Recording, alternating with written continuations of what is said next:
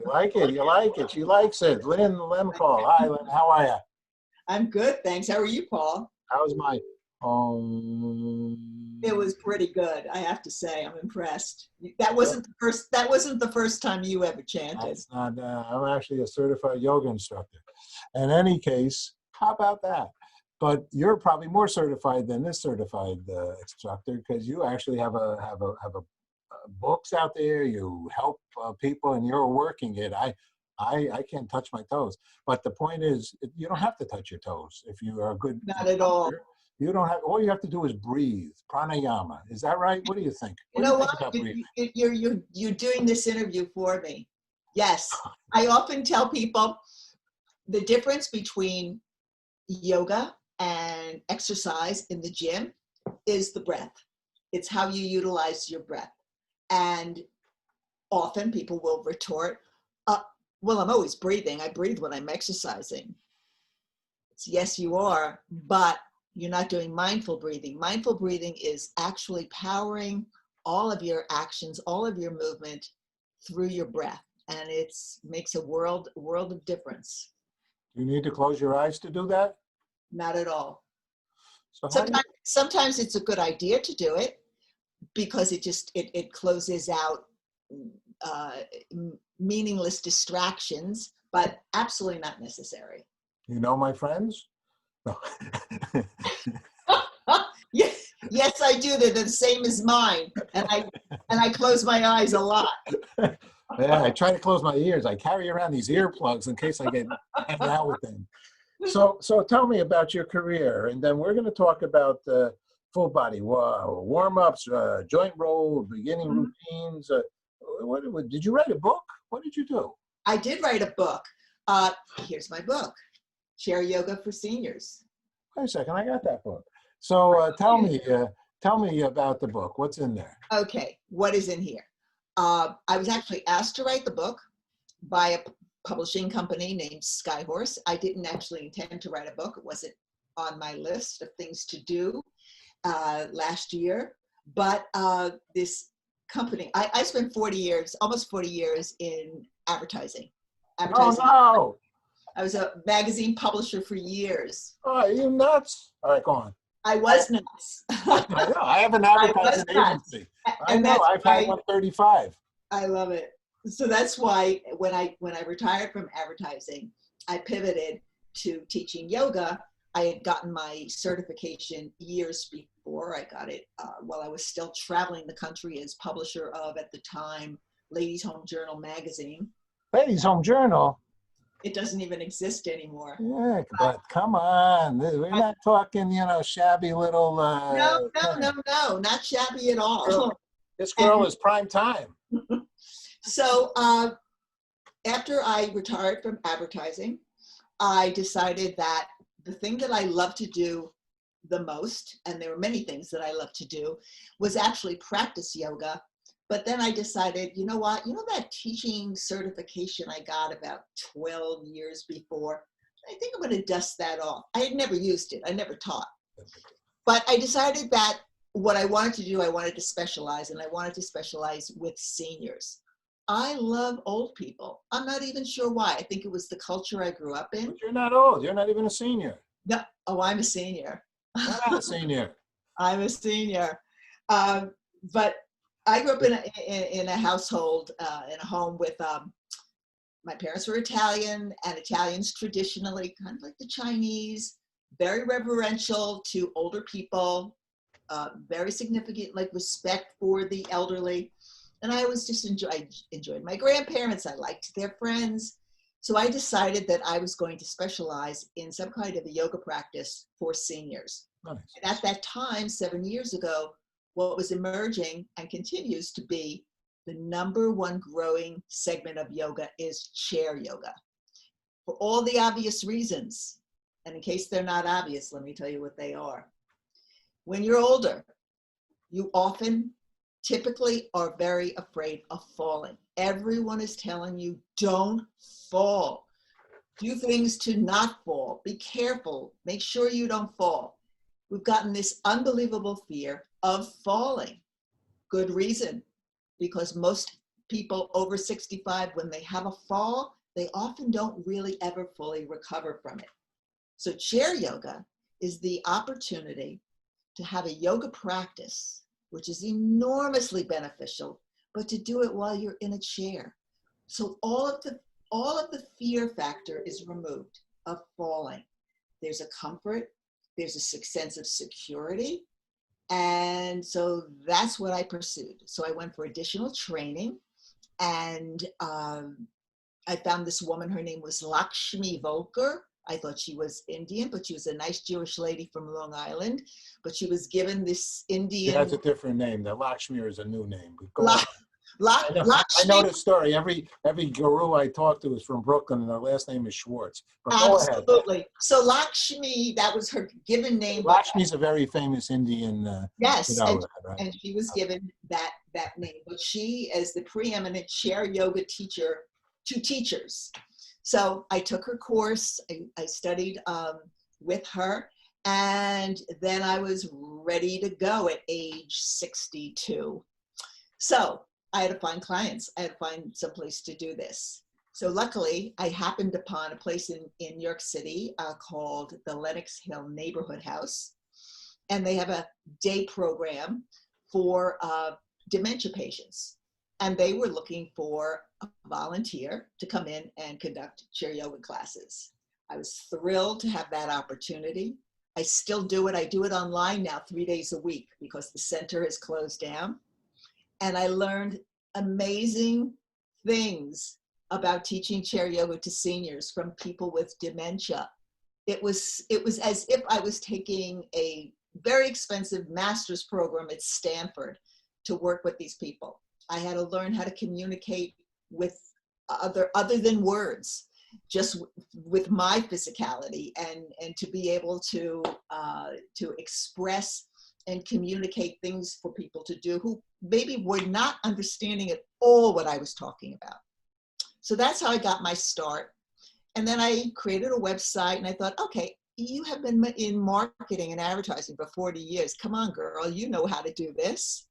So created a website, and I knew what to do. I had to have the right kind of words for search engine optimization.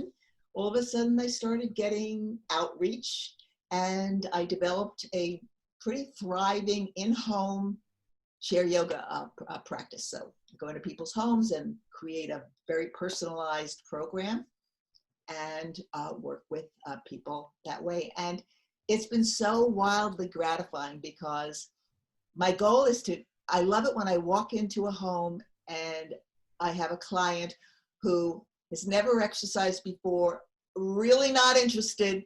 I don't really want to be doing this, but either my husband or my son or my friend is making me do this. And my goal is always to make them, one, not hate it. That's the number one goal. And I promise that right up front. I promise you, you're not going to hate it. Of course, I really have loftier goals than that, but it's very basic. And it's a wonderful thing.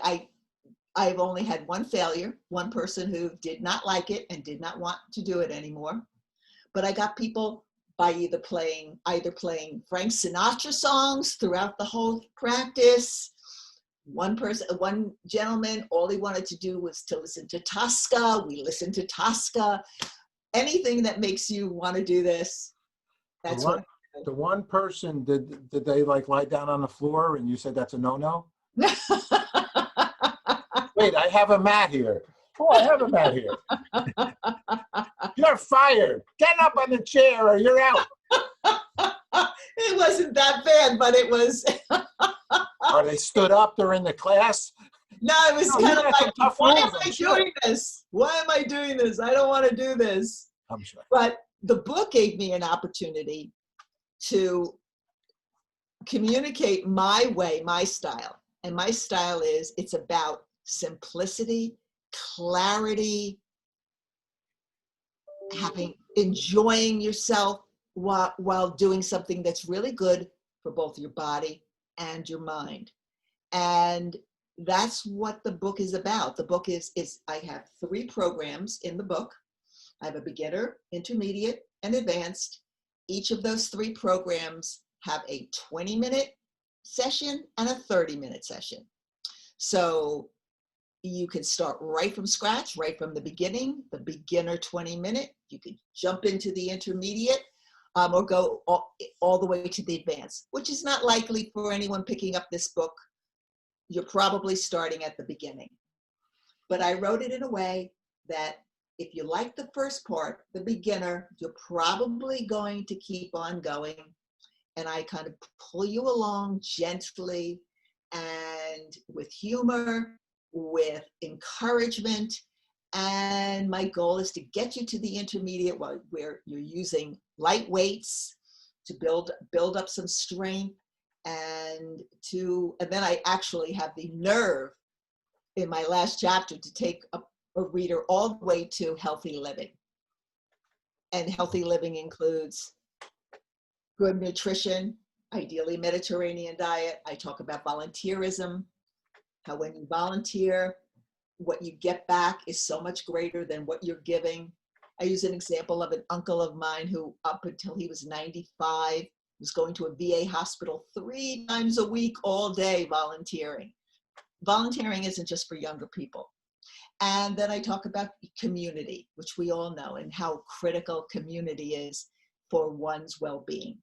So that's basically what the book is about. And I took all the photographs.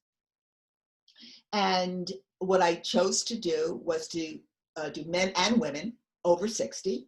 I never see men in these books. It's like, could I get a couple of guys in here doing this? I forced my husband, I had to force him to do it. And then another husband of a friend of mine, I basically forced him too. But the reasoning of using different people, men and women, all shapes and sizes, is just to really make this practical and realistic, and not have some skinny little yoga girl demonstrating, all the poses. So that's what the book is about. And what's the website? My website is elderchairyoga.com. So it's ELDER, elderchair, CHAIR, yoga.com, all one word. Elderchair Yoga. Let's see if it's on here. Okay. So this is what we're going to do now. We're going to, okay, it's not here. So I'm going to just one more second here. I'm going to write your website down here in a nice spot here. Give me one more second here. Sure. Continue editing. So I want, so I'd like to see what is your first, all right, so I never did yoga, and this is your first encounter with me, and I want you to give me your www.elder, ELDER, chair yoga. Yes, elderchairyoga.com. You see, when I go slow, then everybody's saying, hey, that guy, what a memory he's got. They're saying, but see, since I've been in advertising and marketing, there's something very interesting about the brain. Because, see, communications is a two-way street. Mm-hmm. And when I can't remember elder chair yoga, the people at home are going to remember elder chair yoga. And if I say it 3 times, they're going to even remember it more. You remember those little marketing tricks of life? 3 times. They don't know what you're talking about. You got to say it 3 times. All right, so what is yoga? I wanted to have me do something on the chair. I swear I won't stand up. I swear I won't lie down on the ground. I'm sitting in this chair. What do you want me to do? Okay, sit up nice and tall in your chair. I am. Knees and toes pointed straight ahead. They are. Rest your hands in your lap. They are. Okay. And we're going to do, let me move back a little. We're going to do my favorite pose, and that is shoulder rolls. Let your arms dangle. And inhale. Inhale your shoulders up. Exhale and bring them back down and around. Again, inhale to lift your shoulders up. Bring them back. Exhale as you bring your shoulders around. Now a continuous movement. Slow circles. Make that circle big. Breathe now just naturally. And just keep breathing. Doesn't that feel good? It should feel good. Feels And great. rest your hands in your lap. See, I have a massive chest, so, you know, it takes a little longer than the most. All right, next. A little crazy, this guy. All right. Do you want me to do another pose? You know, just did a laughing yoga show yesterday. And so, and I've done from the original laughing yoga people of India. In any case, yeah, so now that was a nice one. That's a good one for me because I did fall down carrying a boulder and not wanting to hit my grandkid. And I hurt my arm. So I'm actually had to go to physical therapy and I'm kind of laying low on the, you know, I do know the yoga because I did study with, maybe you know Claire Diab. She's Deepak Chopra's yogi for the last 25 years. And she's my friend. And actually she starts my broadcast class. And so I love the yoga concept. Some parts of it are a little too slow for an athlete type like me, who likes to run around and get sweaty. And it's not that you can't get sweaty doing yoga if you do it properly. My buddy does, who's a teacher also in Western. But it is a little slower than hitting a tennis ball or shooting hoops. What do you suggest to people that, well, even in the chair, is it too slow for people that are, you know, kind of crazy to begin with? They're like frenetic. Is chair yoga okay? It's perfect if you're a little frenetic because it's really good to chill out and to calm down and to lower your probably lower your blood pressure. Most people's blood pressure is too high. Correct. So I think of, look, I was a runner for over 20 years, a marathoner. In the past 5 years until COVID hit, I was an avid boxer.